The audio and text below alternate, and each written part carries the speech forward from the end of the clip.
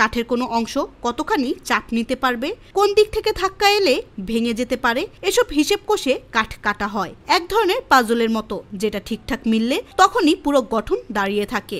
জাপানের এই পদ্ধতির সৌন্দর্য শুধু চোখে দেখা যায় না, সেটা বোঝা যায় টিকে থাকার ধারাবাহিকতায়। সুজাইট কাঠামো ভূমিকম্প সহ্য করতে পারে, বাতাসের ঝড়ও টপকে যায় এই কাঠামোর পাশ দিয়ে, কারণ এতে নমনীয়তা আছে। কাঠ একে অপরকে চেপে ধরে রাখে, আবার ঠেলা ধাক্কা হলে নিজের মতো করে নড়েও নিতে পারে।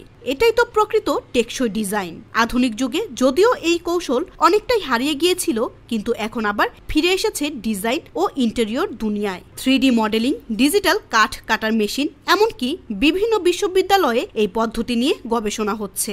নতুন প্রজন্ম এখন আবার আগ্রহী হয়ে উঠেছে এই পুরনো কিন্তু অসাধারণ কৌশল শিখতে। বাংলাদেশে কাঠের কাজ হয় প্রচুর, কিন্তু আমরা প্রায় সবসময় আঠা, পেরেক বা স্ক্রু ব্যবহার করি। অথচ একটু চিন্তা করলে সুজাইট পদ্ধতির মাধ্যমে আরো দারুণ, নান্দনিক, প্রাকৃতিক ও মজবুত কাঠের গাছ তৈরি করা সম্ভব। এই পদ্ধতি আমাদের শেখায় শক্ত বন্ধন গড়ে তোলার জন্য সবসময় বাহ্যিক জিনিসের প্রয়োজন পড়ে না। কাঠ যেমন কাঠকে জড়িয়ে ধরে দাঁড়িয়ে থাকে, তেমনি মানুষও নিজের চারপাশের সাথে ঠিকঠাকভাবে যুক্ত থাকলে বড় কিছু গড়ে তুলতে পারে।